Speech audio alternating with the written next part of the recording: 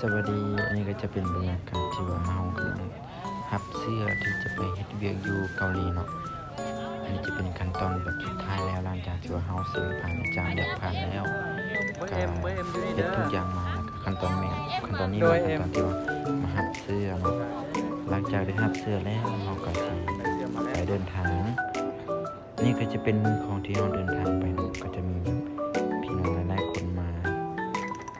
ส่งมานั่นเนาะแล้วก็ก่อนที่เราจะเดินไปเนาะเพิ่นก็จะให้รวมแถวก่อนหลังจากที่เรารวมแถวก็จะมีการแบบว่า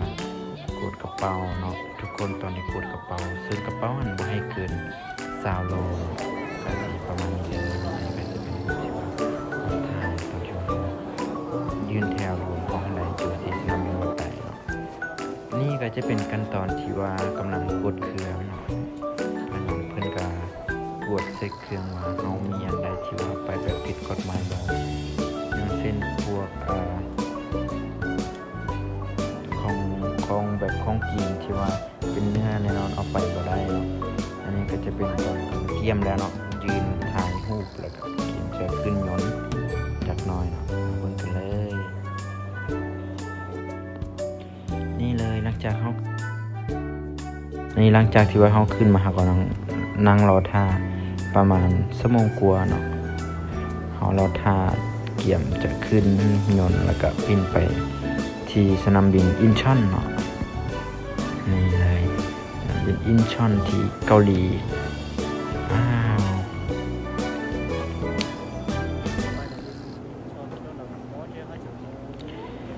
แล้วก็เรียนแถวกันไปเนาะนี่กำลังแล้วก็ให้ปี้กดปี้เนาะแล้วก็ขึ้นยนต์ได้เลยนี่จะเป็นขั้นตอนที่ว่าเฮาขึ้นยนต์แล้วเนาะเฮาจะรอท่าแบบนี้เนาะนี่หลังจากนี้ก็สบายดีเนาะแล้วก็ขึ้นไปนะก็จะมีบนนั่งเพิ่นต้อนรับก็ดีเนาะสายการบินลาวนี่ก็ได้จะแม่นผู้รอผู้งามสาวไอไลน์ก็งามผู้ชายก็รอเนาะสบายดี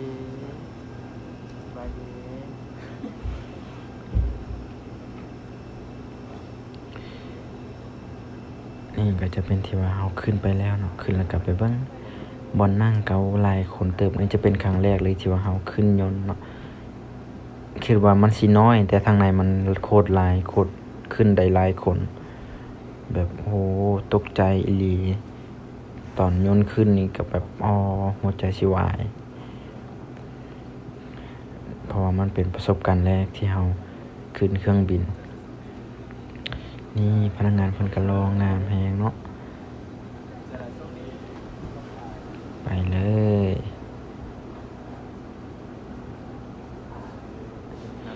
ตอนนี้ก็จะเป็นขั้นตอนที่ว่าเฮามาฮอดเกาหลีแล้วเนาะสนามบินอินชอนเนาะเฮาก็ย่างเข้าไปอีกเนาะย่างเข้าไปเรื่อยๆอันนี้ก็จะเป็นไอ้น้องลาวเฮามาหลายคนสนามบินเขาเจ้าโคตรใหญ่เลยที่อยู่เกาหลีแบบแต่ว่าเห็นเครื่องบินไทยละหลาย 4-5 ลำ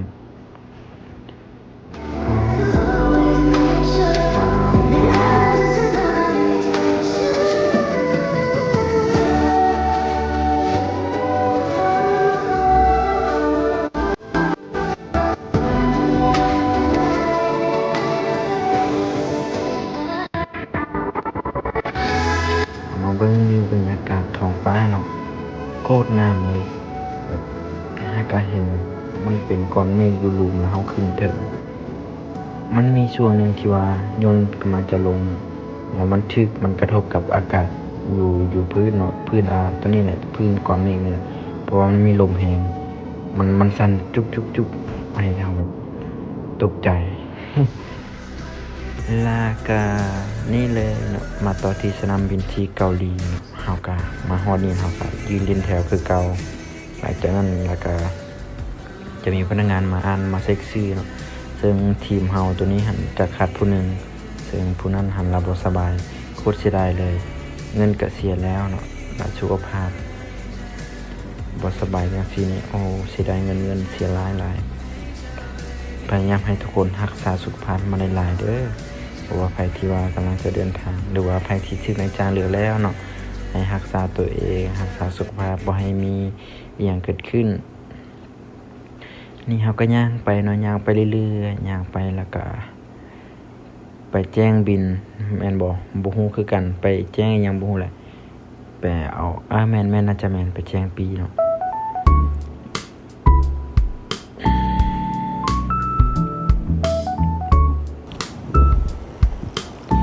นี่อันนี้ก็จะเป็นขั้นตอนที่ว่าเฮากำลังจะเดินทางไปที่ศูนย์เนาะที่กองศูนย์มันจะมีรถเมล์ 2-3 คันมารับมันจะแบ่งกันขึ้นไปซึ่งเขาจะไปในกลุ่มสุดท้ายเนาะหมู่เพื่อนจะไปลงน้ำหมดแล้วนี่ก็ลากระเป๋าขึ้นรถอยู่บ้านเขาเนาะงามบ่มีขี้ยอกขี้เหี้ยแล้วก็เส้นทางก็ดีเนาะปกติเป็นคนที่แบบว่าเมารถแล้วก็ไปขึ้นรถเมล์อยู่บ้านเขาเนาะรู้สึกว่ามีอาการมึนเมาเลยถือว่าโอ้โหสุดยอดสมบูรณ์แบบมากขึ้นไปเลยหลังจากขึ้นไปก็นี่ก็จะเป็นเห็นทะเลอยู่ในครัวเฮาก็บ่ฮู้ว่าอยู่ไสซึ่งตอนนี้เฮาก็มาอยู่ศูนย์แล้วเนาะมันจะเป็นเฮาก็มาฮอดศูนย์แล้วก็สิได้แบกกระเป๋าลากกระเป๋าขึ้นภูเนาะจักหน่อยก็สิเห็นเฮาลากกระเป๋าขึ้นภูไปเลย